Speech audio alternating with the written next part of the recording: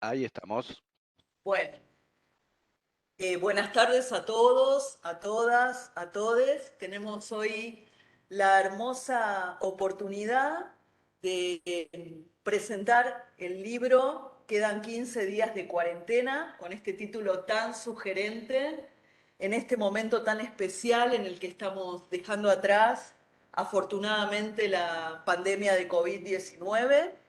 Y para esta actividad tenemos el agrado de contar con las dos autoras, con Andrea Mastrangelo y con Flavia De Monte, y ellas van a, en el inicio de este encuentro, van a presentar algunos de los ejes centrales de esta obra, y con Mario Rovere y yo, mi nombre es Andrea Jaid, estoy a cargo de la Dirección Provincial de Epidemiología en este Ministerio de Salud de Provincia de Buenos Aires. Tenemos el rol de comentar algunas de estas ideas esenciales de esta hermosa y valiosa obra. Así que para no demorarnos más, si les parece, les pedimos a las autoras que comiencen.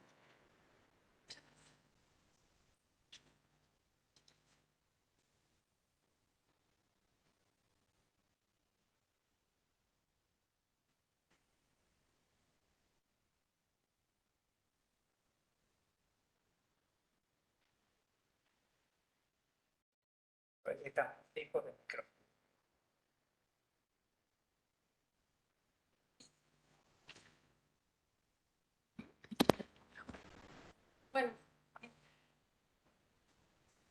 Bueno, dale. Lo que quería hacer hincapié es que, como agradecerles la invitación a la en los intercambios la gestión, y en realidad creo que habíamos hacer casi todos los productos americanos. La trayectoria profesional se muestra que a veces uno cuando toma decisiones no tiene tiempo para ver. Y la posibilidad siempre es esa es la intención que tiene el libro. Por un lado, hacer hincapié en el subtítulo de la presentación que es sistemático desde entonces, cómo se leyó y cómo está. Perdón, disculpen, perdón, se está escuchando muy bajo. ¿Pueden hacerlo con el mic inalámbrico o con el de la mesa? Ahí, exactamente. ¿Está prendido? Ahora sí, perfecto. Bien. Disculpen la interrupción. Ahora se Entonces, escucha bárbaro. bueno, entonces les decía que el hincapié es en el abordaje que es esa ironía de los que quedan 15 días de cuarentena, que nos basamos en un meme, que es uno de los productos comunicacionales que aborda el libro, por el tema de cómo se manejaba el tiempo en esta recurrencia de los 15 días para volver a plantear la estrategia sanitaria, pero a nosotros no nos interesa analizarlo desde la perspectiva de la política sanitaria, sino de la experiencia de los barrios populares y cómo se suma desigualdad con la experiencia de enfermedad. En ese sentido, sentimos que la decisión teórica es un abordaje desde la determinación de la salud y no de los determinantes, ¿no? De los procesos de racismo estructural y violencia estructural que ya están en juego en los sectores populares y que son los que estructuran la experiencia del padecimiento y la enfermedad. De hecho, el abordaje también tomamos una categoría teórica de Merrill Singer, que es la sindemia. Él plantea que lo que a nivel individual se puede experimentar como comorbilidades, a nivel poblacional, en los sectores populares, se expresa como sindemias, ¿no? Como la recurrencia de varios procesos infecciosos y padecimientos, ¿no? Que es lo que vemos en esos casos paradigmáticos que Flavia trabajó en los medios, como el de Ramona Medina. Esas personas que se alimentan en comedores populares, que únicamente acceden a hidratos de carbono y que tienen como comorbilidad muy frecuente la diabetes tipo 2 o alguna cardiopatía que tiene que ver con la hipertensión. Entonces, ese abordaje de la sindemia y la poliatrogenia nos pone en un escenario de violencia estructural en los barrios populares, donde las recomendaciones de alimentación o de regulaciones en la alimentación se enfrentan con un comedor que únicamente tiene como recurso hidratos de carbono, ¿no? Y un plato de comida, el único plato de comida al día. decimos también provocativamente en uno de los subtítulos que la pandemia no existió porque en realidad la pandemia describe el proceso de la expansión global del fenómeno de infección y cuando se cierran las fronteras, cada estado gestiona la pandemia como una epidemia. Entonces, lo que se puso en evidencia fue la capacidad de respuesta de un estado a la epidemia. Podemos pasar la siguiente diapositiva. Bueno, la estructura del libro, lo que yo estaba hablando, tiene que ver con la discusión teórica que damos en la introducción y en el capítulo 1 lo presentamos sistemáticamente analizando con la fuente de los boletines epidemiológicos nacionales y otra fuente de sistematización de datos oficiales, cómo se superponen en los mismos territorios de exclusión tres epidemias, ¿no? Usamos como motivación en uno de los subtítulos la afirmación del jefe del área programática de un hospital de Ciudad de Buenos Aires, que él dice, la COVID fue nuestra cuarta epidemia simultánea, ¿no? Él dice, veníamos gestionando un brote de sarampión que fue suficientemente fuerte dentro él es el jefe del Piñero, del área programática del Piñero, estábamos recibiendo las vacunas de la gripe y y terminando con los últimos casos de dengue cuando aparecieron los primeros casos de COVID en el barrio. Entonces, esa cuádruple asignación de morbilidad sobre una población es lo que aparece ahí como analizando sindemia y desigualdad social. En el capítulo 2 lo que analizamos es comparativamente lo que trabajamos en Buenos Aires y en Resistencia porque fueron las dos ciudades, la COVID fue sistemáticamente o en términos muy generales un problema sanitario de ciudades grandes, con niveles altos de hacinamiento y con mucha desigualdad. Lo que mostramos en uno de los gráficos del capítulo 1 es que en la Comuna 14, por ejemplo, en Buenos Aires, la diferencia entre un barrio que no es el Playón de Fraga y Fraga es 14 veces más necesidades básicas insatisfechas en el Playón de Fraga.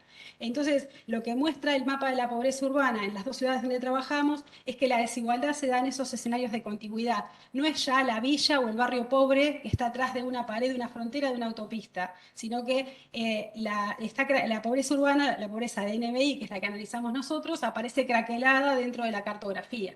Cuando vamos poniendo el zoom en los mapas, que los hicimos navegables, están en internet, los pueden ver a través de vínculos que están publicados en el libro, se ve esta cuestión de que los pobres los tenemos a la vuelta de la esquina, ¿no? En la misma manzana. Entonces los fenómenos de hacinamiento eclosionan, los fenómenos de contagio ligados al hacinamiento o a las condiciones de vida eclosionan en lugares muy distribuidos en toda la ciudad, no exclusivamente en algún distrito o en algún sector específico, como fue el modelo de la pobreza de la sustitución de importaciones, ¿no?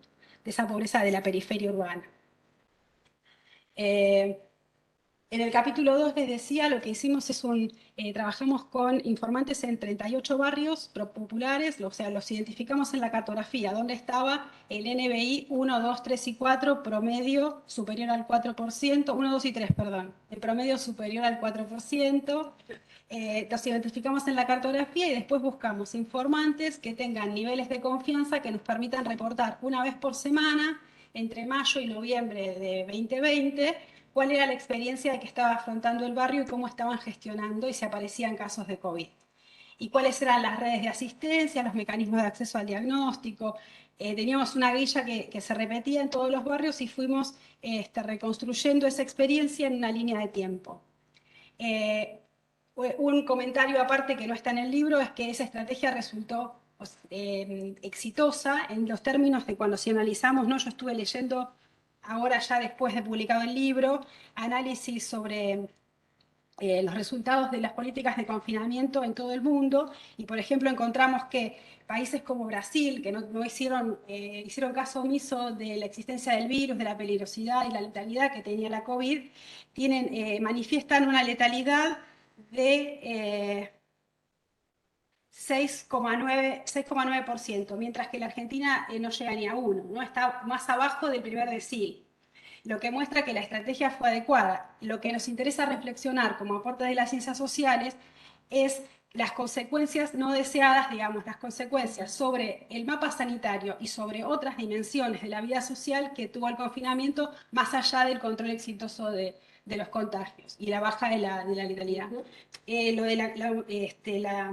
estrategia de confinamiento es muy desigual también teniendo en cuenta la estructura poblacional que tuvieron los estados, porque encontramos, por ejemplo, que Italia con confinamiento tiene niveles de letalidad casi semejantes a los de Brasil, pero es porque la población está envejecida, ¿no? Como también pasa en estados que no han tenido confinamiento y tienen población envejecida.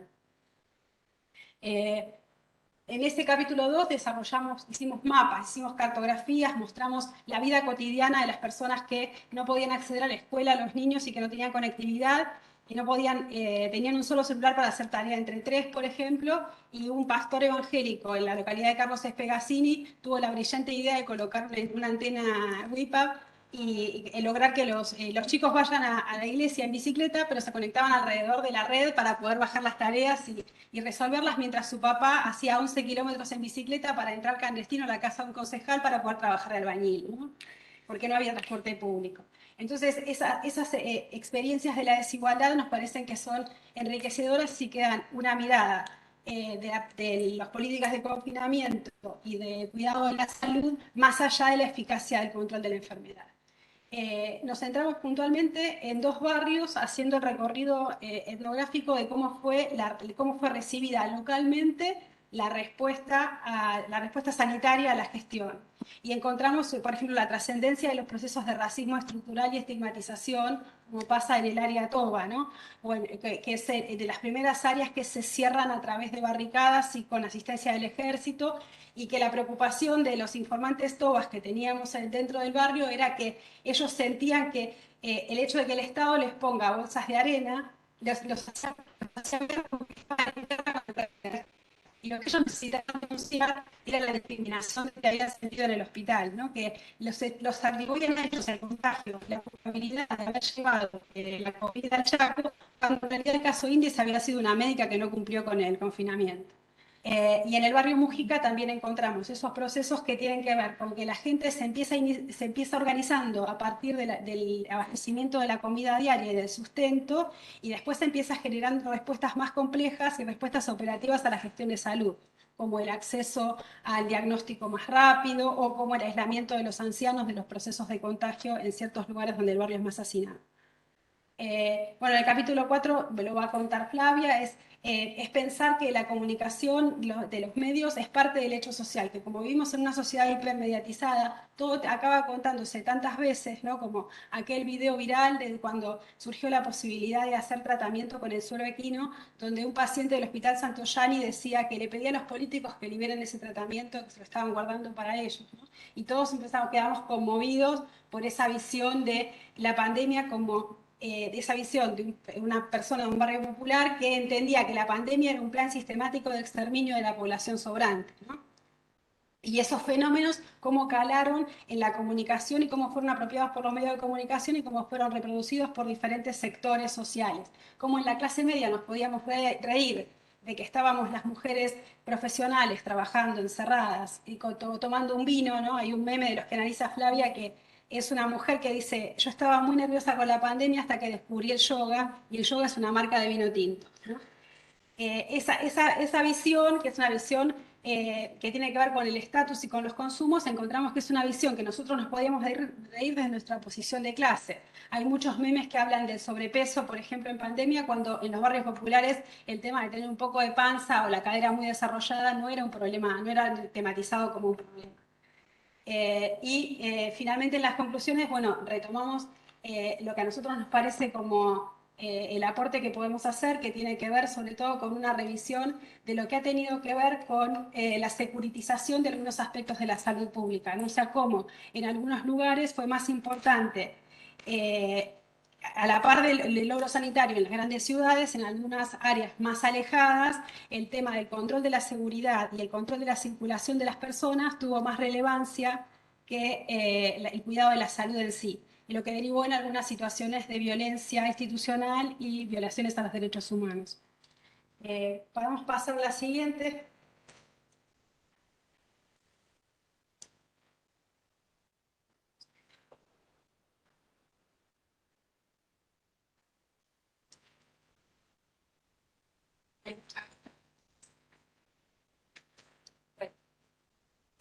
Bueno, este es uno de nuestros informantes en el barrio Richardelli, que es la organización Flores Solidario, que es una organización que está orientada a gestionar barrio y villa, la relación entre barrio y villa y de entramar actividades que no resulten en el enfrentamiento clasista ni en la discriminación. Bueno, y es el lugar donde se está guardada la bandera que llevamos los 24 de marzo a la Plaza de Mayo con todas las fotos de los desaparecidos. Entonces, uno de los trabajos que hice cuando hacía trabajo de campo en Bajo Flores era dictar los nombres de la bandera porque estaban armando la baldosa del memorial de los desaparecidos de Bajo Flores, entre los que está la hija de Emilio Miñones. Eh, bueno, sobre esto... ¿qué me interesaba decirles? Bueno, por un lado, como ya les contaba, que la organización del alimento fue la base de la reivindicación de derechos.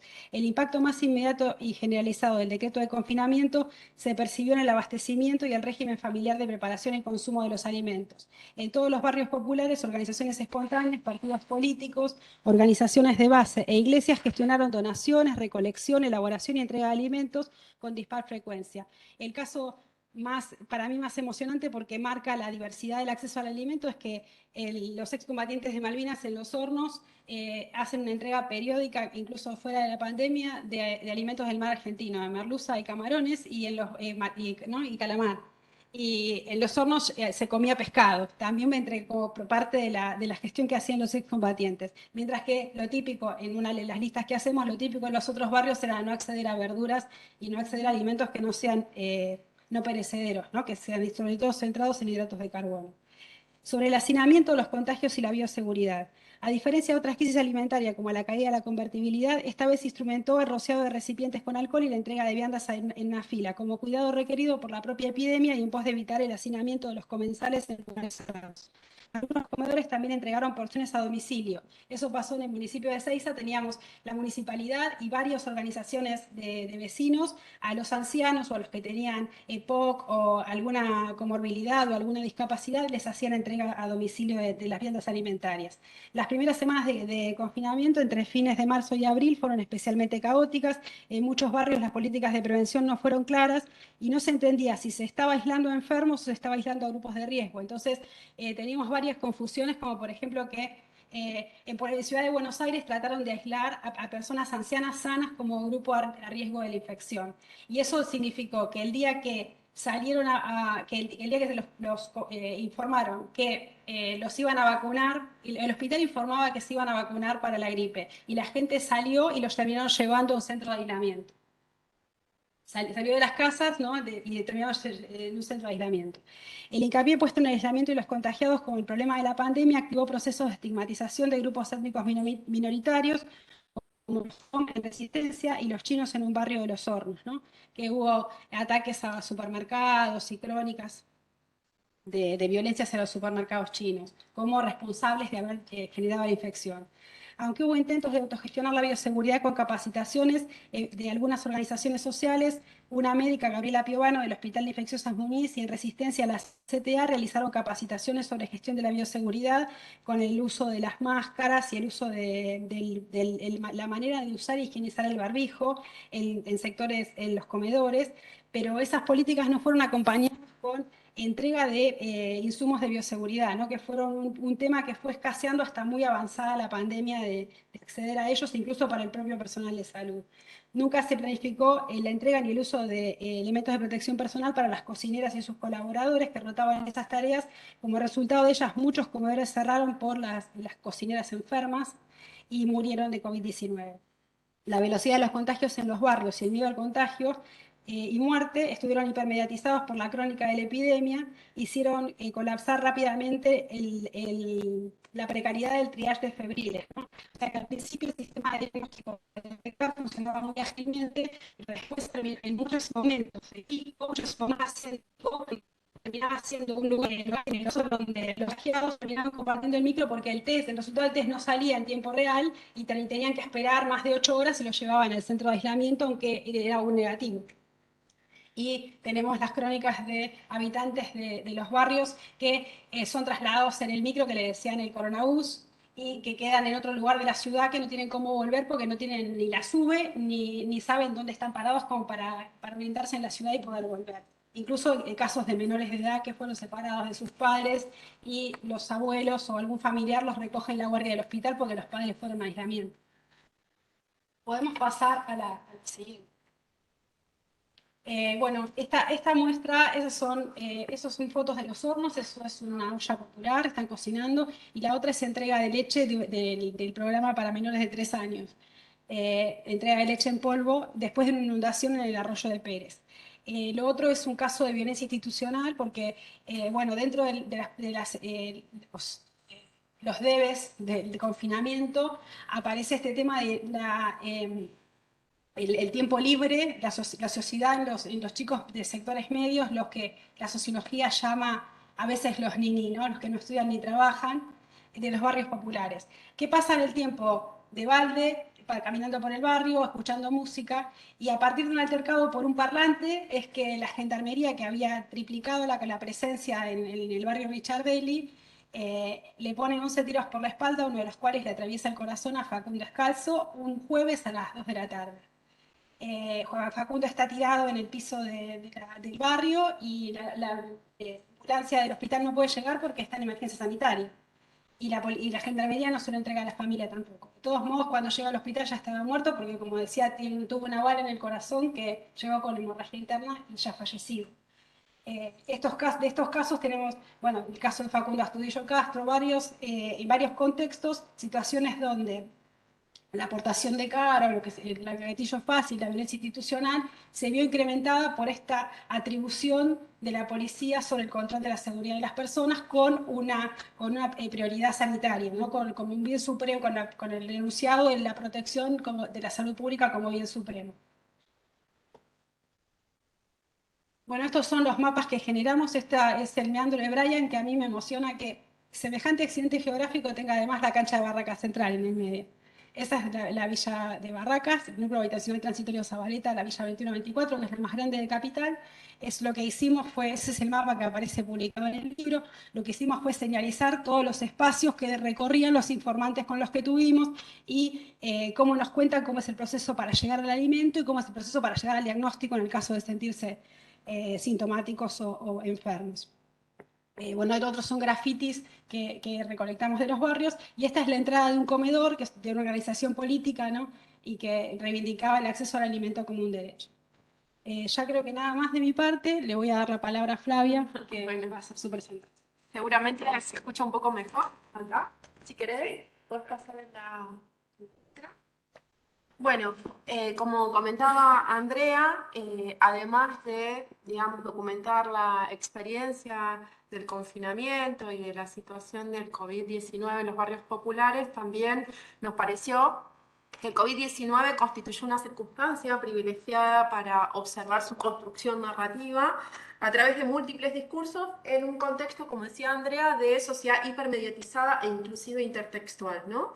Diversos autores provenientes de los estudios de comunicación, incluso de los estudios de la sociosemiótica, ya perciben y ya han, digamos, afirmado con mucha información de que ya no vivimos ni en una sociedad mediática, ni siquiera mediatizada, sino hipermediatizada, que significa que en este nuevo ecosistema de medios no solamente las instituciones mediáticas son las privilegiadas para, digamos, representar el mundo, sino también las redes sociales digitales, y que hoy cada vez más somos testigos y testigas de que los sujetos y los colectivos también producen información y la circulan y la viralizan, con lo cual los acontecimientos ya no los narran únicamente las instituciones mediáticas tradicionales, sino, bueno, podemos ver narraciones en Twitter, Instagram, Facebook, YouTube y demás, ¿no? Así que esta sociedad particularmente hipermediatizada agilizó también la producción y la circulación discursiva sobre la pandemia.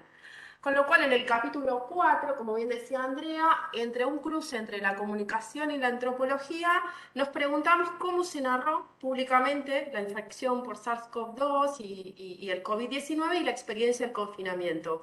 Y entonces, en ese capítulo nos proponemos una comprensión social del COVID relacionada fundamentalmente con el análisis de sus narrativas en esta sociedad hipermediatizada. Algunos autores dicen que el mapa narrativo es súper denso y nos va a llevar incluso años para sistematizar, clasificar todo lo que se dijo, se narró, se pensó, desde los mapas, propuestos por la epidemiología, los memes que también analizamos en el capítulo 4, los discursos de periodistas, de sanitarios, de políticos y demás, pero nosotras circunscribimos el análisis de las narrativas públicas fundamentalmente al análisis de las noticias publicadas en los medios de comunicación, en las áreas específicas donde se realizó la indagación etnográfica, es decir, seleccionamos medios de comunicación masivos, pero también comunitarios, incluso barriales, de los barrios populares del AMBA, del área metropolitana del Gran Buenos Aires, y del área metropolitana del Gran Resistencia, ¿no? Y también analizamos algunos memes que circularon también por internet.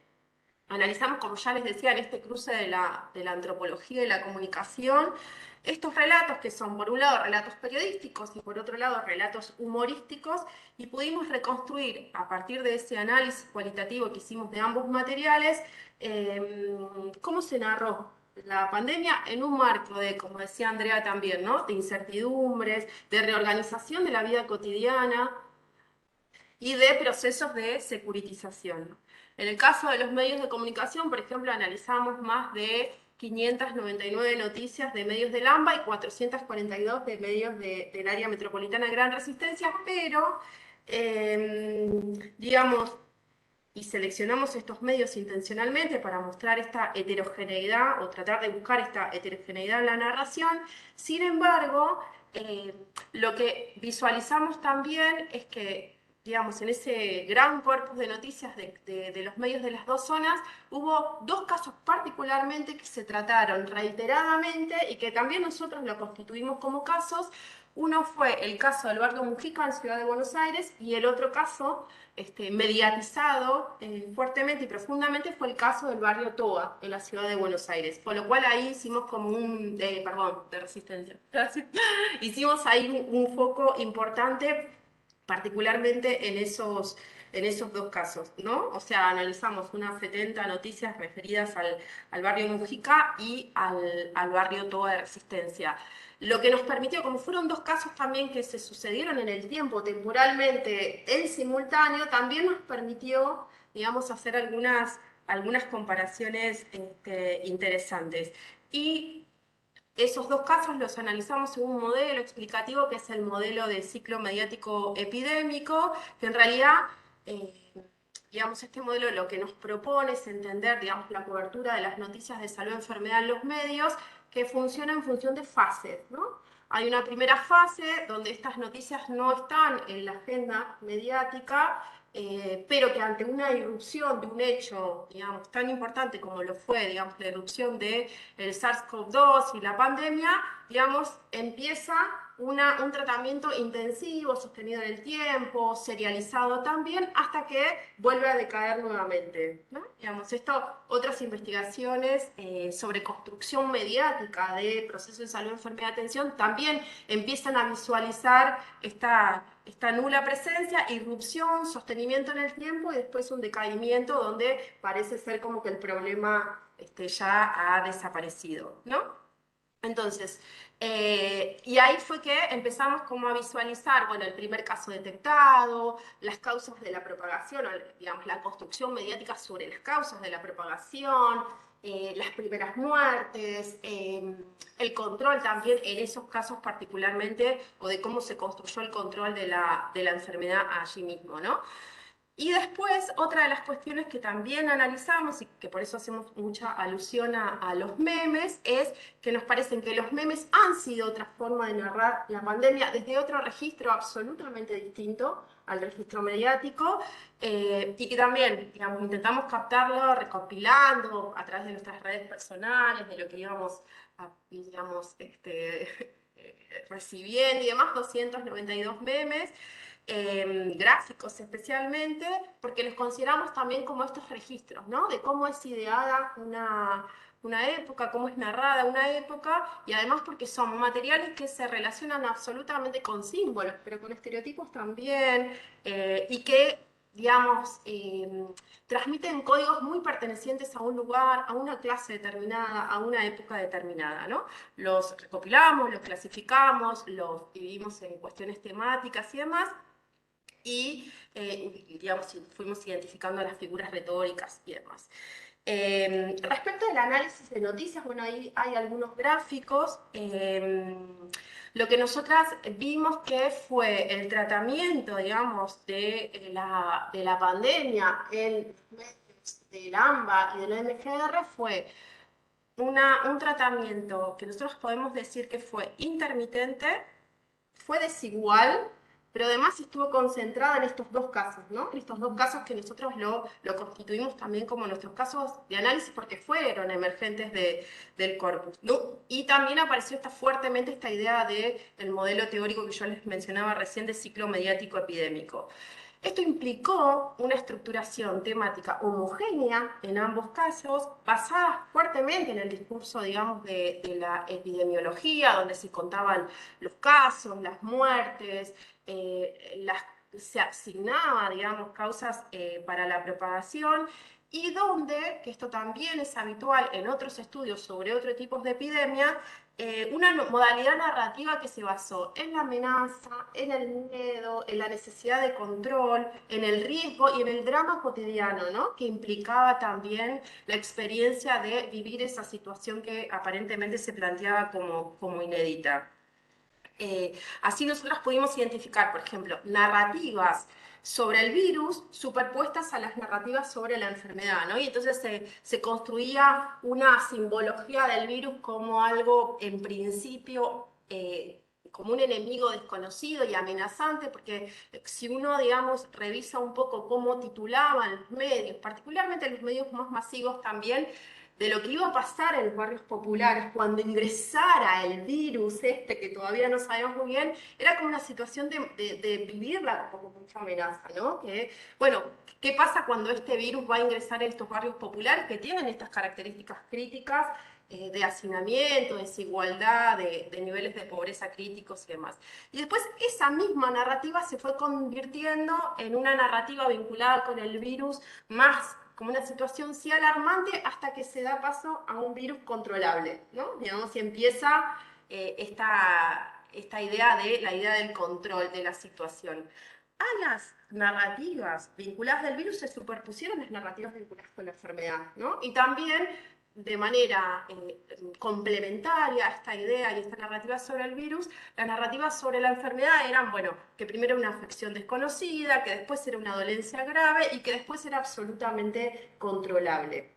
Por supuesto que como cualquier epidemia también que han estudiado historiadores y también médicos, incluso también desde las ciencias sociales, esta construcción del virus de la enfermedad también trae aparejada una construcción valorativa sobre los afectados, donde se dan también procesos de víctimas o luchadores o mártires incluso, digamos, de algunos personajes que se transformaron lamentablemente en públicos, por ejemplo el caso de Ramona Medina en Barrio Mujica, incluso de otros referentes del movimiento de los barrios populares, pero también y especialmente, digamos, una construcción que tiene que ver con presentarlos como, ¿no? Como culpables, como desobedientes, como poco cuidadosos en relación con el cuidado de la enfermedad, con lo cual, digamos, también dan paso a un proceso de romantización, por un lado, de la situación, pero por otro lado, y de manera muchísimo más extendida, de discriminación por clase, en algunos casos, y fundamentalmente por la etnia, ¿no? Entonces, y aun cuando nosotras hemos visto, digamos, una cierta heterogeneidad en los perfiles editoriales de los medios que analizamos, esto es bastante recurrente. Con lo cual, digamos, un poco que comprobamos lo que dicen también algunos estudiosos, es que más allá de algunas cuestiones vinculadas con los perfiles editoriales, hay algo ahí que estructura homogéneamente la manera de pensar en los procesos de salud, enfermedad, atención desde la prensa, ¿no?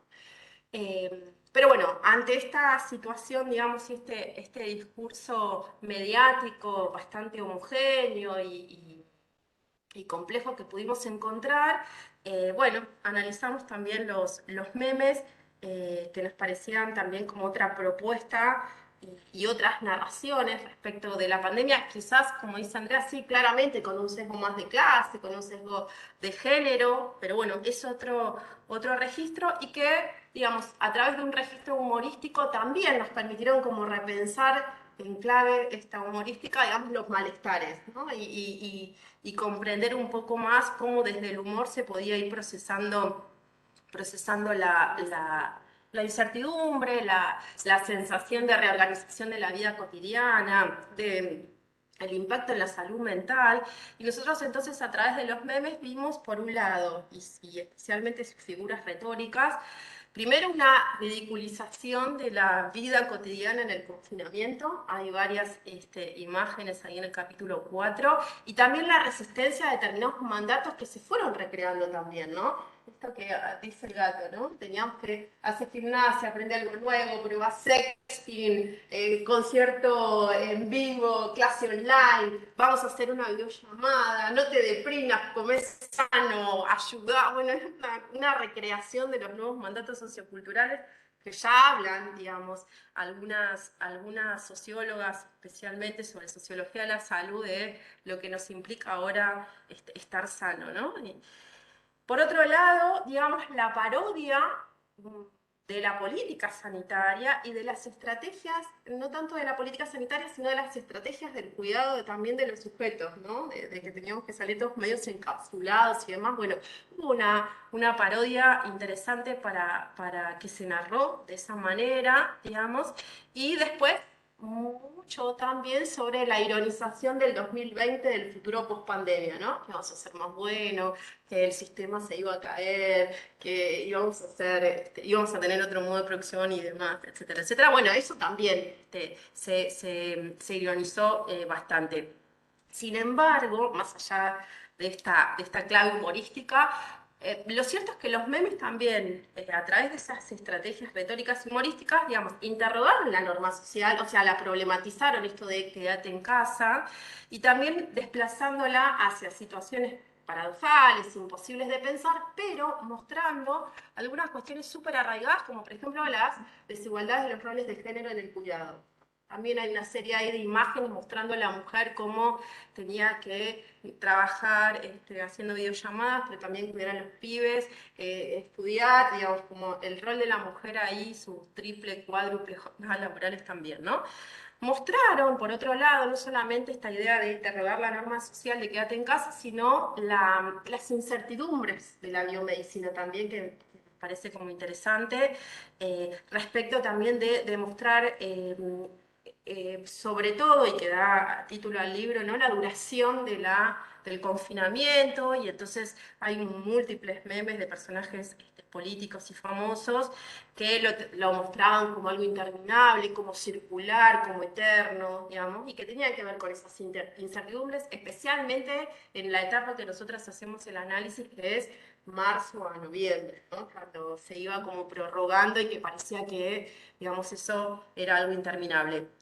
Y que tuvieron fundamentalmente como protagonista digamos, al colectivo confinado, decimos, ¿no? Nosotros todos confinados viviendo esta situación, a través de las cuales empezábamos como a buscar vías de escape para salir de nuestras penurias cotidianas, especialmente algunas económicas, pero en un marco, digamos, de incertidumbre y de ansiedad.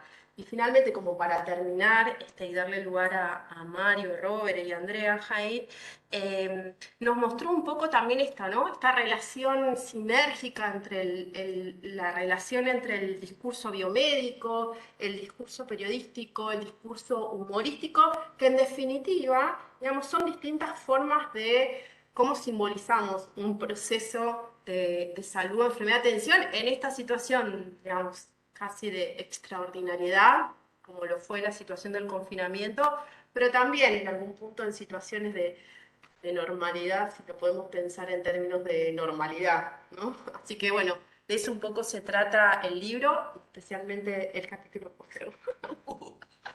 Así que yo quisiera pedir un vasito de agua, un poquito de agua. me siento interpelada yo, porque preferiría que Mario, con su tremenda maestría, cierre. Bueno, en primer lugar, agradecerles a ambas autoras, a quienes conozco de antes, la invitación a comentar esta obra. He tenido la oportunidad de trabajar en el CENDIE, donde trabaja una de las autoras, Andrea Mastrangelo, compartir un exilio durante el gobierno macrista, momento en el que la política sanitaria estaba absolutamente denigrada, vaciada y desmantelada, digamos, buscando una institución a donde poder, un refugio para el trabajo, para un trabajo significativo. Tuve la oportunidad de dar con el CENDIE, Centro Nacional de Diagnóstico e Investigación de Endemoepidemias, así que la conozco a Andrea, a mi tocaya de ahí. Tuve la suerte de dar con ese lugar y compartir la cotidianeidad y un estudio, una investigación en el marco de esa institución. Y con Flavia también hemos tenido oportunidad de generar proyectos, investigaciones sobre otros temas, sobre principalmente la dimensión sociocultural educativa del cáncer, a los fines de poder promover acciones, estrategias de cuidado en relación con cómo se concibe el cáncer el cáncer colorectal en específico en la sociedad contemporánea, cuáles son los obstáculos, las representaciones sociales que atentan contra el cuidado, etcétera, etcétera. Y también hemos elaborado algún que otro intervenciones pedagógicas y también algún que otro artículo, alguna escritura. Así que, por un lado, agradecimiento y también el agradecimiento a mi compañero de comentarios, Mario Rovere, porque permanentemente esta casa querida es un albergue, es un refugio también para la producción de conocimientos, para la discusión, para los intercambios, para las reflexiones, para la elaboración de propuestas. Es un lugar muy fecundo, es un refugio que nos ha posibilitado a todos los que formamos parte de la gestión y a muchísimos otros sectores más también poder encontrarnos para poder generar instancias formativas y de todo tipo que han sido también resistencias, ¿no? Que han sido resistencias y resignificaciones de lo que fueron estos casi 3 años de pandemia que hemos atravesado de modo acompañado y en la provincia de Buenos Aires. Así que agradecimiento a mis 3 compañeros. Mis comentarios, mis humildes comentarios, que digamos que no tengo una gran trayectoria desde lo académico, ni demasiadas lecturas, he podido leer el libro. Este libro me ha despertado con las relecturas diferentes visiones, algo que me pareció muy llamativo, como resignificaciones de lo leído, de lo producido por las autoras. Como punto de partida, les podría decir que el título me parece un gran acierto, porque ustedes han elegido en este título principal, que luego aparece anclado a cuál es el propósito de explorar y de bucear y de recorrer lo que ha sido la vivencia de la COVID en barrios populares. Este gran título, quedan 15 días de cuarentena. ¿Habrá alguien a quien no le genera, no le resuena en la Argentina? Yo creo que a todos nos produce una una comprensión de ese sentido automática, porque bueno, como por haberlo vivido en un tiempo relativamente cercano y que recién ahora estamos dejando atrás, recién ahora estamos superando esta instancia del ojo de la tormenta, en el medio del torbellino en el que cuesta tanto pensar.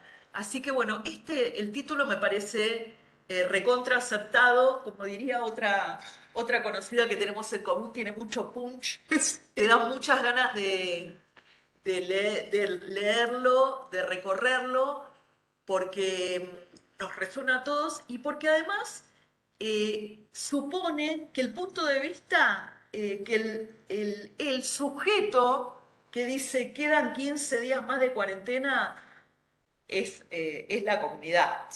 Somos cada uno de nosotros. Quedan 15 días más de cuarentena, como reviviendo ese malestar, esa incertidumbre ante esa maldición circular que se abatía sobre cada uno de nosotros en ese momento que creo yo que fue el más álgido y el más duro de la pandemia, que fueron esos meses que ustedes abordan entre marzo del 2020 y noviembre de ese mismo año, cuando atravesamos no pocas circunstancias graves, severas, terribles, como las imágenes que nos llegaban desde la Europa rica, desde la Italia rica, desde España, desde países europeos, desde el Reino Unido también, desde toda esa Europa rica que contaba con sistemas de salud bastante robustos, por lo menos para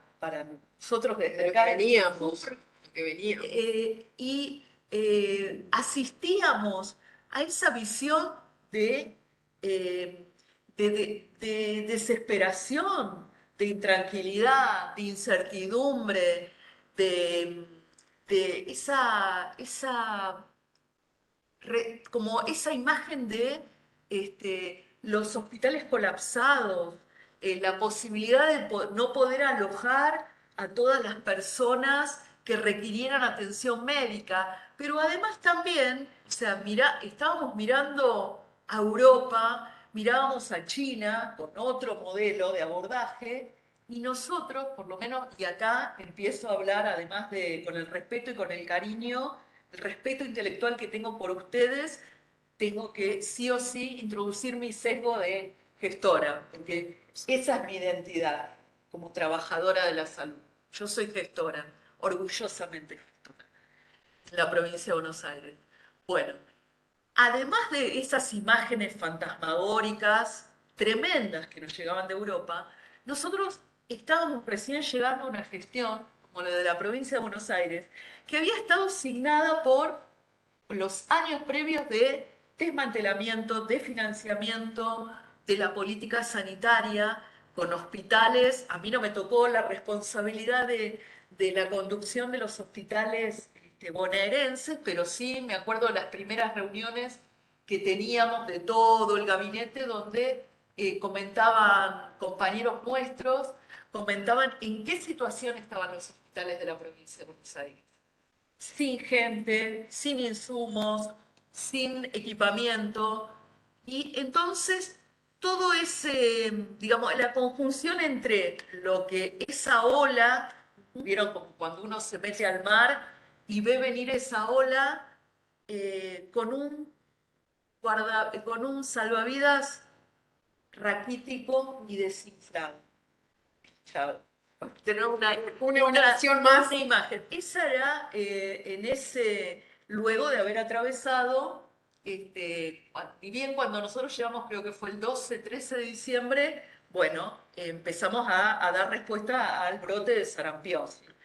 Y eso fue en diciembre. En diciembre estábamos poniendo todos los cañones para enfrentar el brote de sarampión. Un mes después se le juxtapuso, se le montó a ese brote de sarampión, se le montó un brote de dengue, que por otra parte fue el más importante de la historia. En Argentina nosotros tuvimos 3 grandes brotes, Uno 2009-2010, otro 2016, 2015-2016 Y otro y este del 2019-2020 fue superior a los dos brotes anteriores y fue superior al del 2015-2016 ostensiblemente. Entonces, ya cuando llegó, digamos, marzo, estábamos con los cañones dispuestos para enfrentar además, a mí me tocó en específico con una dirección a cargo de la Dirección Provincial de Epidemiología, también la responsabilidad de gestionar los recursos respecto del programa de diabetes de la provincia de Buenos Aires, el PRODIABA, porque perteneciente a la Dirección de Prevención de Enfermedades No Transmisibles, que también forma parte de mi Dirección Provincial de Epidemiología, Prevención y Promoción de la Salud. Y en ese caso también estábamos con la epidemia de las silenciosas, ¿no? Como le suelen denominar a las crónicas no transmisibles, las cardiovasculares, esencialmente, la diabetes, sin insumos en absoluto, porque no había habido compras en años anteriores. Entonces, bueno, en ese marco, digamos, comenzamos a transitar, acompañándonos entre todos, comandados porque el que fue el primer comandante, que fue Daniel Goyán, ese tramo, esos meses desde marzo hasta noviembre, donde no había todavía certeza de que iba a haber una vacuna, tampoco había certeza de un tratamiento. Entonces, la herramienta, el arma, valga la metáfora bélica, que estoy con la metáfora bélica, era el famoso achatar la curva. ¿Se acuerdan? Achatar la curva. Entonces, ¿achatar la curva para qué? Por un lado, para esperar que apareciera la vacuna salvadora o el tratamiento. Y por otro lado, también, específicamente en la provincia de Buenos Aires, darnos tiempo a traer insumos del otro lado del mundo. Porque la verdad que el desmantelamiento y el desfinanciamiento tenía que ver con eso, porque no había insumos, no había respiradores, no había camas, no había elementos de protección personal, no había barbijos. Entonces, bueno, ese juego de achatemos, mantengamos la curva amesetada, nos daba estas dos posibilidades: vacunas, tratamiento versus equipamiento. Bueno, y así empezamos a transitar esos meses. La verdad que yo estoy a cargo de la Dirección de Epidemiología y si hubo a lo largo de esos meses una herramienta que resultó absolutamente vital, fue la epidemiología. Y la epidemiología en su vertiente clásica, digamos. También de mi dirección provincial, y perdonen la autorreferencia, pero bueno, es por mi sesgo de la gestión. Tengo un área a mi cargo, o mejor dicho, a cargo de una de las epidemiólogas que más sabe de vigilancia y de epidemiología de la Argentina, que es Teresa Varela, que fue un poco la que comandó toda esa dimensión, que fue la base para la toma de decisiones. Entonces, toda esa parafernalia digamos, de herramientas de rastreo, no, de monitoreo de casos sospechosos, casos confirmados, incidencia, mortalidad, todo ese andamiaje epidemiológico que viene de la epidemiología clásica, a nosotros nos sirvió como la estructura para la toma de decisiones, para ver cómo se tenía que fortalecer la red de laboratorios, cómo se tenía que, hacia dónde direccionar los recursos, qué aspectos había que, sobre qué aspectos había que generar rectoría con lineamientos, con protocolos generales para orientar la intervención de los equipos de salud y también con protocolos específicos, y todo se hizo desde ese lugar de la epidemiología clásica. ¿Por qué digo esto? La verdad que a mí el libro me generó un esfuerzo en el sentido de que tiene mucho de todo. Tiene mucha bibliografía procesada, trabajada, contiene la visión acerca de la construcción mediática, de la expresión humorística a través de los memes, de los barrios populares, focalizando en aquellos casos que fueron emblemáticos. Bueno, tiene como muchos miradores. Me parece, la verdad, que es un libro para leer una vez, 2 veces, 3 veces. Es un libro eh, es un libro para leer. Me parece que nosotros hemos tenido, en el marco de las reuniones de gabinete que tenemos los viernes a la tardecita, ha habido algunos intercambios acerca de, seguimos hablando de la pandemia, la gente no quiere hablar de la pandemia, entonces seguimos, lo dejamos atrás, porque la verdad que para mirar hacia adelante, seguimos mencionándola, seguimos instalando esto entre los equipos de salud, sí, ¿no? Viste, Mario, que han habido versiones contrapuestas, porque ha sido un momento muy doloroso por el daño que nos produjo a todos como sociedad, porque además, y ahí también rescato este concepto que ustedes traen inicialmente, esta perspectiva de zoonosis en sindemia, que me parece absolutamente iluminadora, no solamente para visibilizar que el origen de lo que vivimos, el origen zoonótico de lo que vivimos, que está muy ligado, muy signado a el modo de producción voraz, el modo de producción absolutamente feroz de este capitalismo antiético, eh, que nos debe impulsar a seguir mirando el marco, a seguir analizando y conversando acerca de dónde surge esto, para que no quede como un hecho de la naturaleza, como un hecho, como una epidemia más, como algo claro, exactamente. Pero además de eso, este posicionamiento que ustedes sostienen de zoonosis en sindemia ilumina también una cuestión básica, que es que la pandemia o la COVID no fue para todos lo mismo. No fue para todos lo mismo. No fue la misma para los que tuvieron que ponerse en la línea de fuego, los equipos de salud, los que perdieron compañeros en los hospitales, los maestros que tuvieron que readecuar sus capacidades para enseñar en contextos adversos, los trabajadores, y menos aún para los barrios populares, porque además de la falta de acceso a tecnología, las condiciones de la precariedad habitacional, la falta de espacio, la precariedad laboral, el hecho de las condiciones de vida, de no salís, no comés, si no salís a hacer la changa, no fue lo mismo que para los sectores medios, que tuvieron como cierta oportunidad de ese humor mordaz, de esa sátira, de ese reírse de las penurias de la vida cotidiana.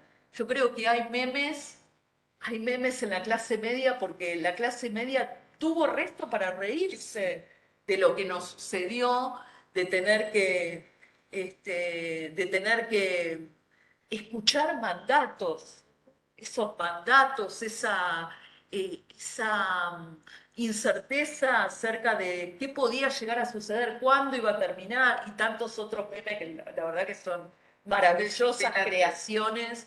Y bueno, los sectores populares no creo que no tuvieron,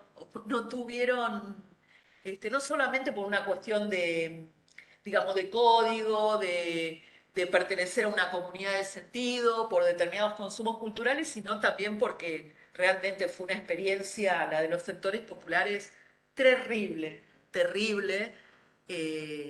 Por... Principalmente también son tecnológicas, que hubo desarrollo de aplicaciones para diagnóstico.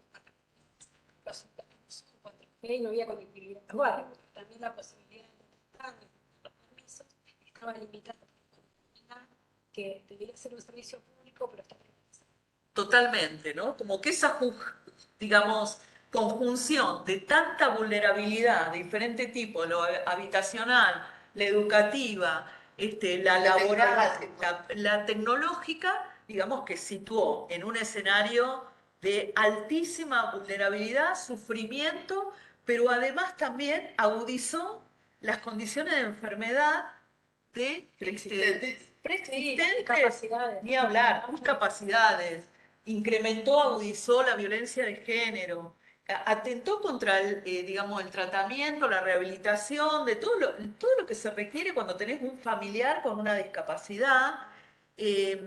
Y además también contra, bueno, ni hablar contra el derecho a la alimentación, a una alimentación no basada en fideos y arroz, sino una alimentación que posibilite el crecimiento, el desarrollo de los niños, y bueno, y una calidad de vida digna, ¿no? En este mundo. Y además también potenció, bueno, ni que hablar, atentó contra el cumplimiento de los calendarios de vacunación, se disparó la diabetes, se dispararon las cardiovasculares, la gente digamos, toda la atención se concentró en el frente de batalla que estaba destinado a, a garantizar una respuesta a la COVID, ¿no? Y en ese sentido hubo otras problemáticas de salud que quedaron en un lugar más periférico en la agenda sanitaria, y que bueno, que requieren poner a punto a todos los equipos de salud, todos los recursos, todo lo que sea necesario para volver a recuperar las coberturas óptimas de vacunación y favorecer el acceso a tratamientos, a fármacos, etcétera, etcétera. Bueno, así que un poco me parece que el libro refleja también los capítulos, el 1, el 2, el 3, refleja todo ese mundo, toda la experiencia signada por todos esos avatares que afectaron diferencialmente a nuestros sectores populares.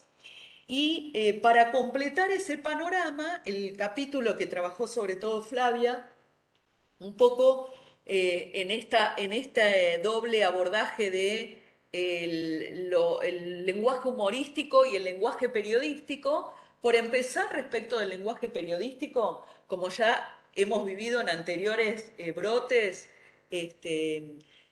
hay como cánones en general respecto de, bueno, hay autores que hablan del ciclo epidémico, mediático epidémico, es decir, esto que referías vos, Flavia, de cuándo un tema ingresa al abordaje mediático, cómo se ameseta, cuándo crece y cuándo muere, ¿no? En esta lógica cíclica que tienen los medios de comunicación, que para mi modo de ver obedece a dos grandes cuestiones. Por un lado, criterios de noticiabilidad.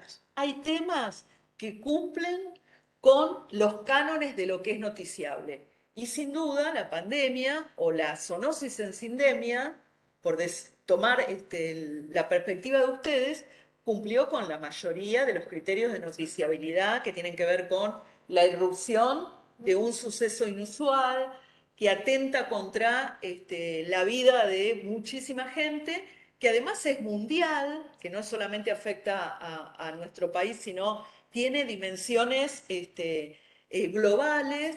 Y hay algo que para mí es fundamental en ese criterio, que tiene que ver con la sensación de proximidad. No afecta, Sí. Al principio no afectaba solamente a las Sí. clases populares, sino a las clases medias. Ese criterio de, bueno, nos puede afectar a todos y a todas, Sí. marcó el inicio de la agenda. Sí, sí, totalmente. Sí.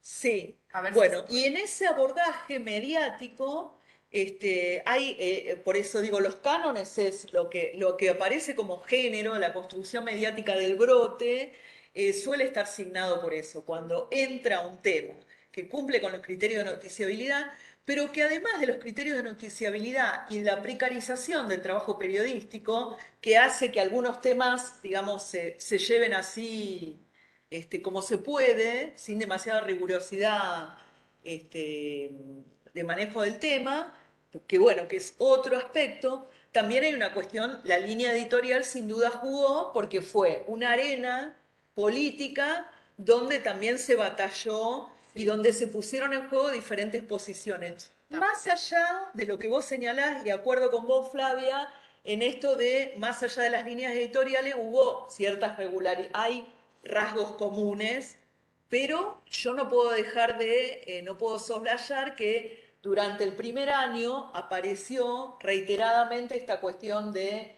el ataque al gobierno porque no van a llegar nunca las vacunas, porque el confinamiento es un atentado a las libertades individuales, pero no era, el cuestionamiento no tenía que ver con cómo ese confinamiento no es la mirada de ustedes en el sentido de cómo empeora, agudiza las condiciones de vida, porque tiene un peso mucho más severo en quienes no tienen recursos, sino más desde una lógica como una lógica más liberal, atenta contra las libertades individuales.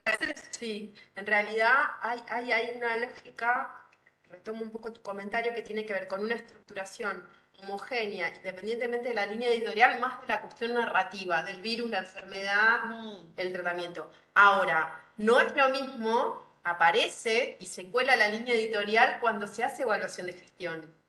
Es distinto. Claro. Sí. Por ahí, digamos, y en el marco de otras investigaciones que hemos sostenido después de esta, que tiene que ver con la cuestión de la vacunación, en discursos mediáticos y en redes sociales, estamos viendo fuertemente eso, ¿no? Digamos que la línea editorial se cuela cuando ya empezamos a hablar de cómo se gestiona ese problema a nivel de la política sanitaria. Tal cual. ¿Sí? Bueno, ¿y qué más puedo decir? Bueno, complementariamente, no, porque estoy tratando de acordarme de algunas cuestiones. Escúchame. Sí, bueno, ahí se escuchan. Bueno, complementariamente, bueno, lo que en esta sociedad hipermediatizada, no solamente tenemos los grandes medios como actores políticos, con intereses muy concretos y con alianzas muy, muy definidas, jugando un rol en este partido, sino también, bueno, los medios comunitarios, los medios locales, los medios barriales, y también contribuyendo de alguna manera a la estigmatización social, a la discriminación, como sucedió en 1871 con la epidemia de fiebre amarilla, donde le quemaban a los tanos la ropa porque todavía no se había descubierto que era la Aedes aegypti, el vector de la fiebre amarilla. Bueno, ahora, como siempre, hay una regularidad que se repite, aparece una epidemia, una pandemia, un brote, y bueno, y como dice Armus, creo, Sí. que plantea, bueno, hay un primer momento donde, bueno, tratemos de demorar esto, y después, bueno, cuando ya es insolayable, que está, digamos, ¿por qué? Porque adquiere una dimensión que es inevitable de reconocer, bueno, ahí hay operaciones como de el chivo expiatorio, ¿no? El culpable es, y esto lo vemos permanentemente, por ejemplo, con el dengue, donde aparece muy el tema de los migrantes de países limítrofes, pero nunca aparece problematizado cuando hay alguien que viaja de la clase media a un país centroamericano y vuelve con el virus, sino siempre una y otra vez se recrea la misma mirada xenofóbica, discriminadora, estigmatizante de los sectores que más sufren esas circunstancias, ¿no? Es una mirada y que aparece un poco repartida, ¿no? En los casos que ustedes narran en el libro, en el caso del barrio Mujica, aparecen como los propagadores y no, en el caso del Mujica aparece como los desobedientes, los sectores populares, habitantes del barrio, y en el caso del barrio Cuom, del Gran Resistencia, aparecen como los culpables, como que hay una condena moral mucho más acentuada en el caso de, por cuestiones de etnia, Sí. que por cuestiones de clase social, ¿no? Eso yo alguna vez me acuerdo que he mostrado trabajé bastante en Chaco y nos había llamado mucho la atención una vez que fuimos a un hospital de una localidad del Impenetrable y pudimos ver un cartel en un consultorio odontológico donde decía lunes, miércoles y viernes, atención normal, martes y jueves, atención wichí. Digo, esto forma parte, digamos, me acuerdo de esto, te estoy hablando hace 15 años atrás. Pero bueno, no me quiero extender y sigue sucediendo y no me quiero extender mucho más, solamente decirles que me parece que valoro muchísimo el libro porque sé que hay un gran esfuerzo, digamos, escribir un libro. eh, no sé si es tan, no sé si es tan esforzado como tener un hijo, pero es un esfuerzo enorme, hay como se nota como muchísimo trabajo, hay una preocupación por la rigurosidad, por mostrar diferentes aristas de esta cuestión, mucha lectura, mucho análisis, mucha rigurosidad. Yo solamente quería agregar digamos, mi sesgo de gestora, porque estoy orgullosa de eso y orgullosa también de mis compañeros. También quería mencionar que el libro, digamos, de alguna manera, no es que estoy saliendo a reivindicar una posición porque hay un ataque, pero sino que me parece que esa dimensión también hay que incorporarla, porque de hecho hay algunos barrios de la provincia de Buenos Aires incorporados en el apartado, pero bueno, no lo hago desde ese lugar, sino también de traer otra arista más. Y por último, me parece que son muy fértiles, que son muy útiles, muy provechosos las instancias de reunión, de intercambio, de encuentro entre los que formamos parte de la gestión y los que, aún siendo híbridos, híbridas, encarnan también a sectores que se ocupan de los análisis sistemáticos, metódicos, rigurosos. Me parece que hay que fomentar un diálogo muy cercano porque me parece que es la manera de que veamos qué aprendimos de lo que atravesamos, qué aprendimos, qué nos llevamos, qué podemos capitalizar, eh, superando también, porque recordé también cuando estaba leyendo el libro, hace cosa de 10 años más o menos presenté un estudio que estábamos llevando a cabo en la gestión, en el Ministerio de Salud de Nación, en unas jornadas de salud y población, donde toda la mesa era más académica y había pesos pesados. Y yo presenté un mapeo nacional de capacidades de comunicación que también involucró a una amiga en común. Y al término de la presentación, una de las investigadoras más peso pesados me dijo, no sabía que hacían esos trabajos desde el Estado. Me parece que la decisión entre los actores que se ocupan del análisis crítico, del análisis riguroso y los sectores que se ocupan de la programación, la gestión, el diseño de la política, a menudo están escindidos en la Argentina.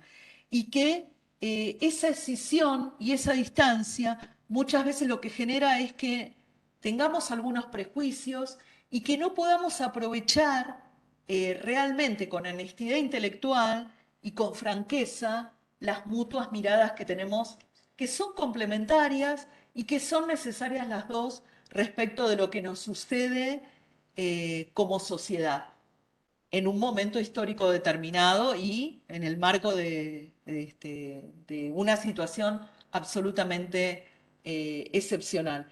Así que, bueno, no sé si no manejé el tiempo, no sé si dije mucho, poco.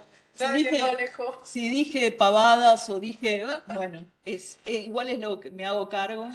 Pero bueno, yo espero que, digamos, que estas presentaciones se repliquen y que tengamos esa visión de, de poder leer aún lo que no nos gusta para ver cómo podemos ponerlo sobre la mesa, discutirlo y seguir entre todos, y no, lo digo, no pretendo que sea algo demagógico, pero entre todos ver, para mí es fundamental en esta instancia ver qué aprendimos y qué condiciones podemos garantizar hacia el futuro, un futuro no sé cuán lejano, cuán cercano, si estas circunstancias volvieran a repetirse.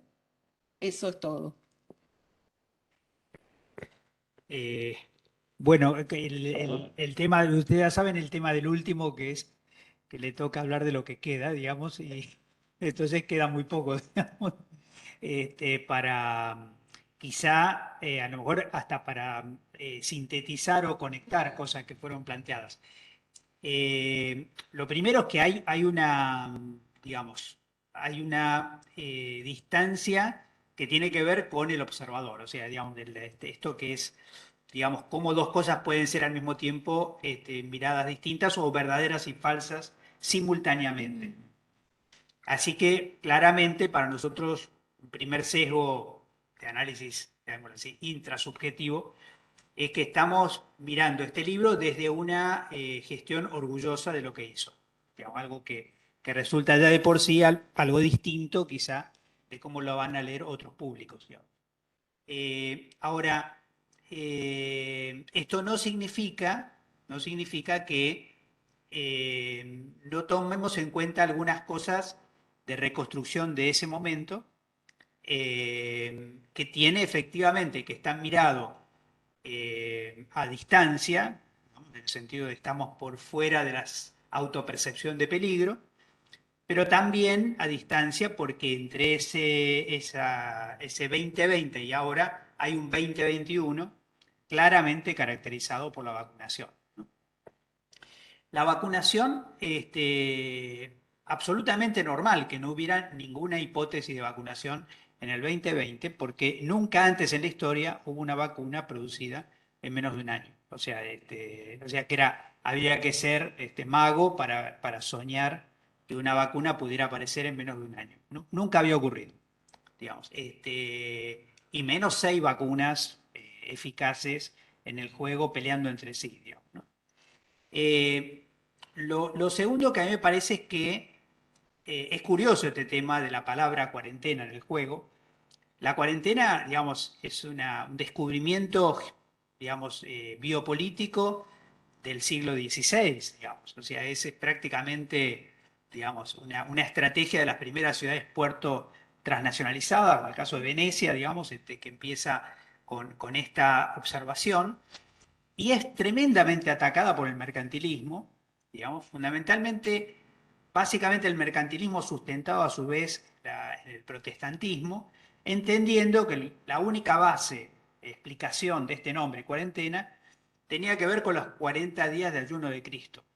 O sea, digamos, algo que...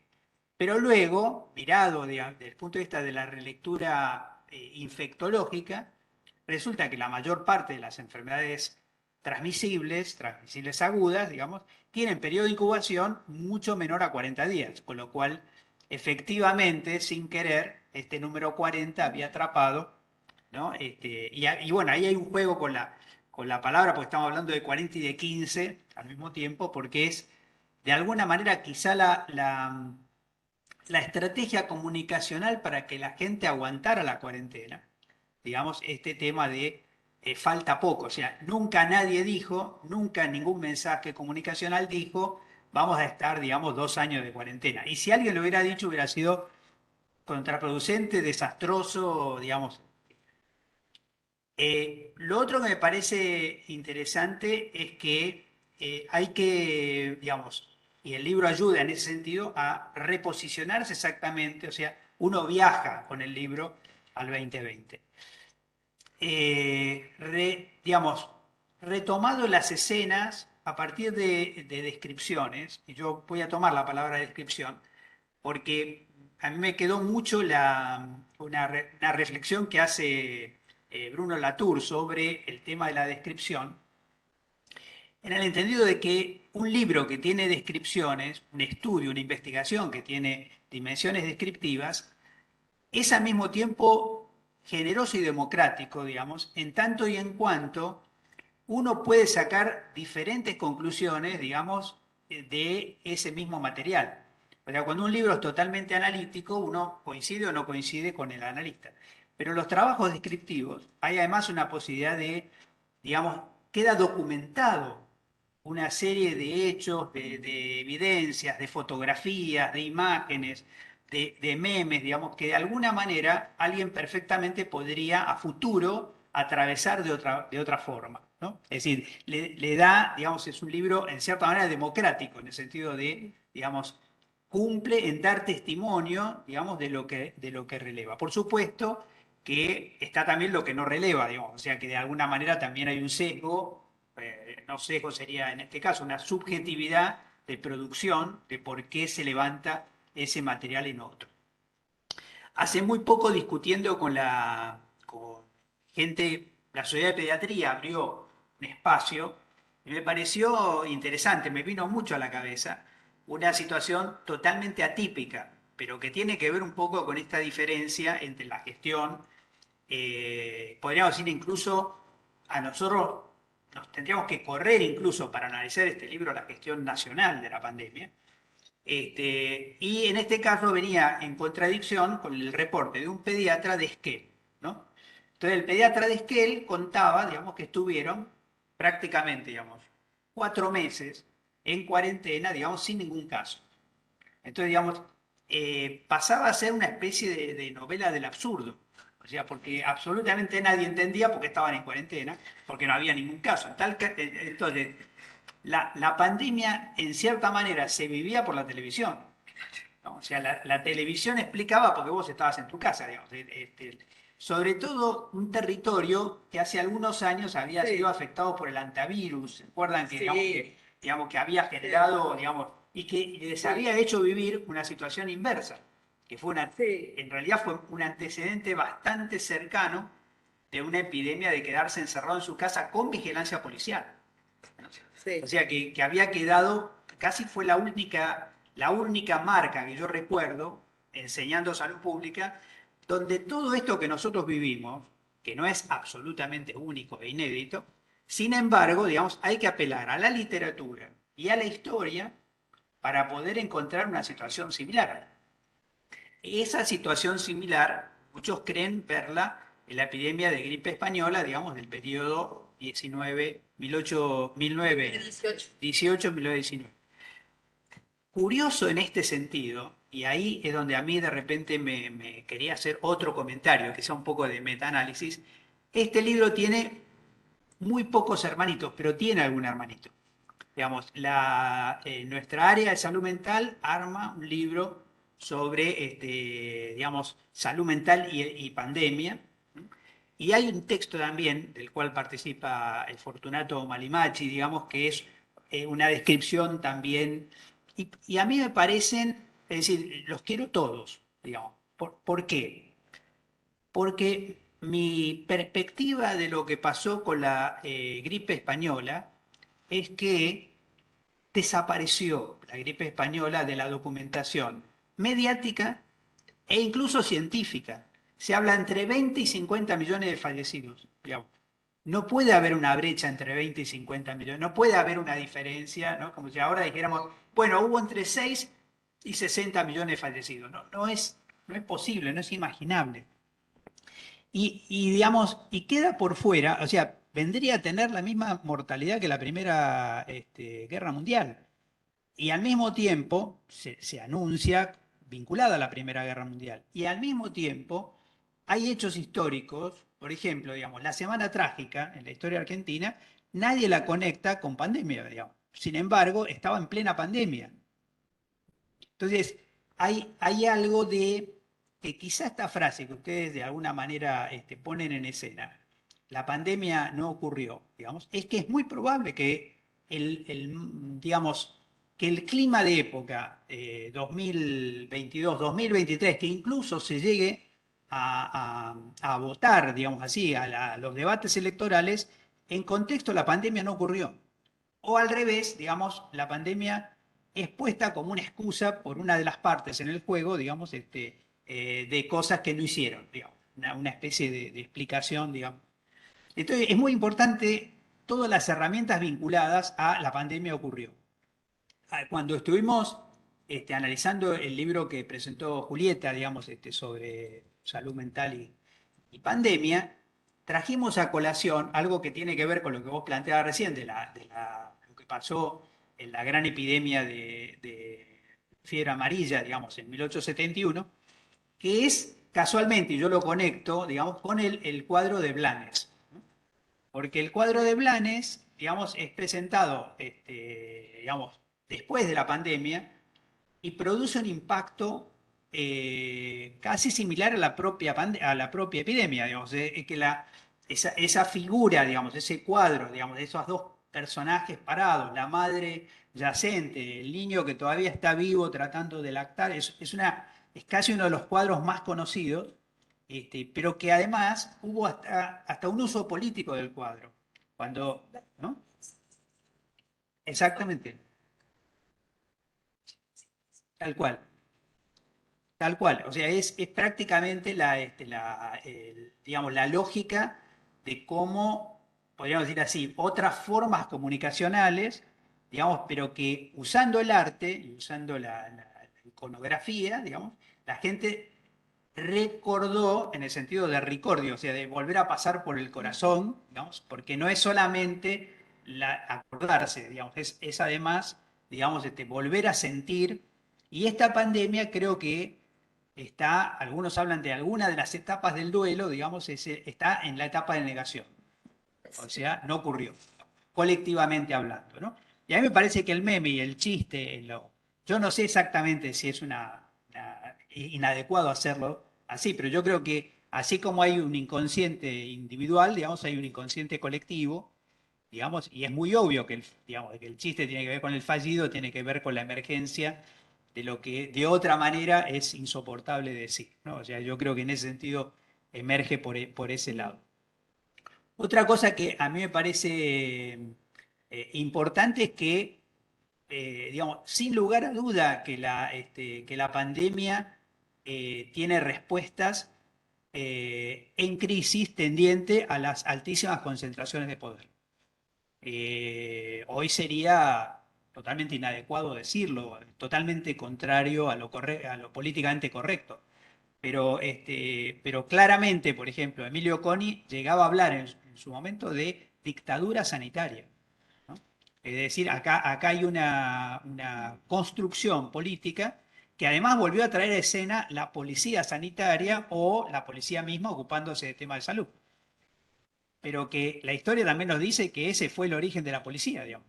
O sea que las primeras policías tenían que ver con la intrusión de las clases peligrosas por la revolución industrial al mundo urbano y la policía como una especie de muro móvil, muro flexible, separando las clases peligrosas de las clases que no lo eran. Y ahí me parece que está un poco también otro subtexto, digamos, que es se trabajó con la hipótesis de que si las clases altas y las clases medias eran afectadas, los sectores populares iba a ser un desastre. Digamos, esta hipótesis estuvo no en la Argentina, estuvo en el mundo. Estuvo en el mundo. Hasta el día de hoy nos estamos preguntando cómo no hizo desastres en África, por ejemplo, ¿no? Cómo no hizo. Y la verdad es que contra esta hipótesis que siempre se plantea desde la medicina social, que luego en los sectores populares o en los sectores pobres, de bajos ingresos, marginados, marginales, excluidos, iba a ser peor. Bueno, no es una hipótesis valedera para la totalidad de los casos, porque acá en realidad marcó mucho más, digamos, por envejecimiento que por clase social. Y esa representación me parece que es justamente la hipótesis que se cayó, digamos, o sea, la hipótesis inicial que luego no se valida. Y ahí aparece también el otro tema de las enfermedades crónicas, que alguna vez lo dijo acá un clínico, digamos, que para mí encontró la palabra clave, que es el tema de marcó por edad, pero por edad vascular, no por edad biológica, digamos. Es decir, y al marcar por edad vascular, digamos, metió en el juego, digamos, si la diabetes había quedado afuera, reingresó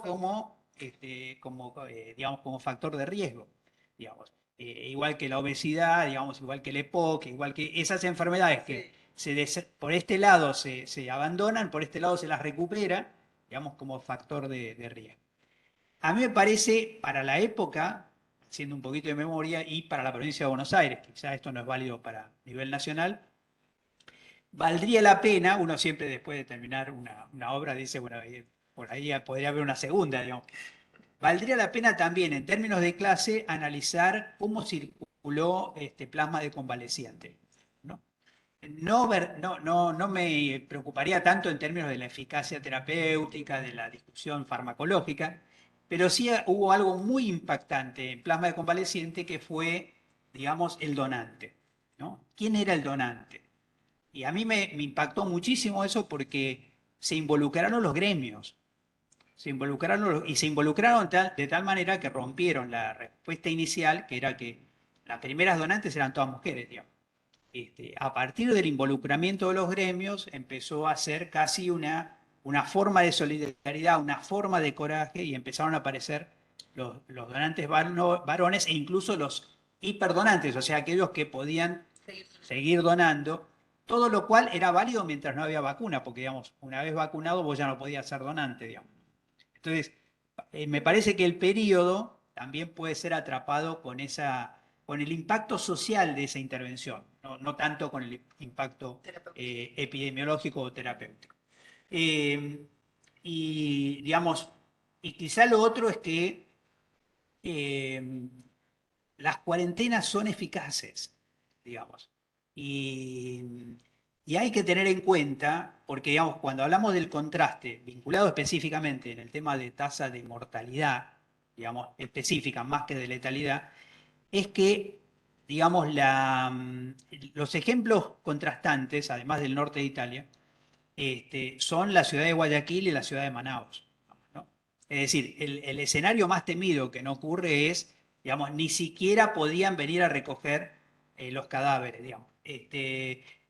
Saturó la posibilidad de los cementerios, la gente se moría en la casa, o el caso de Lima, digamos, mercado negro de tubos de oxígeno para que la gente... Entonces, ese contexto, digamos, de situación crítica extrema, digamos, y nosotros no podemos ponernos en un lugar como, bueno, eso no ocurrió, que es cierto, digamos, pero al mismo tiempo, sumado todo, estamos hablando de 130.000 fallecidos, digamos, o sea que tampoco es, digamos, que podamos banalizar esa situación porque, digamos, porque va a quedar por décadas el tema de la marca en las historias familiares, digamos, sobre ese impacto. E incluyendo el tema de los equipos de salud, que de alguna manera también fueron en el 2020 grupos de riesgo privilegiados dentro de la totalidad de los riesgos que sufrió la sociedad. Yo vuelvo a decir que para mí, digamos, casi como la producción de un libro en tiempo récord, digamos, sobre una situación casi reportando desde adentro del ojo de la tormenta, digamos, me parece que es de un valor enorme y que seguramente tiene subproductos este libro, que ojalá abra debates, ojalá abra discusiones, porque creo que lo más duro o sea, lo más duro para el autor es que, y para las autoras es que no abra debates, o sea, que quede de alguna manera sin respuesta, sin discusiones, sin contrapuntos, digamos, que abra el apetito para otra obra. Así que bueno, muchísimas gracias por esta oportunidad, también por el privilegio aquí desde la escuela, digamos, de poder ser uno de los puntos de difusión, y ojalá que el material que generamos hoy podamos reproducirlo, podamos generar un espacio de debate también en la escuela, y como queda como una especie de bien público global, como todos nuestros videos abiertos, también que ustedes puedan aprovecharlo para abrir todos los debates en donde quieran, les parezca. Así que bueno, muchísimas gracias.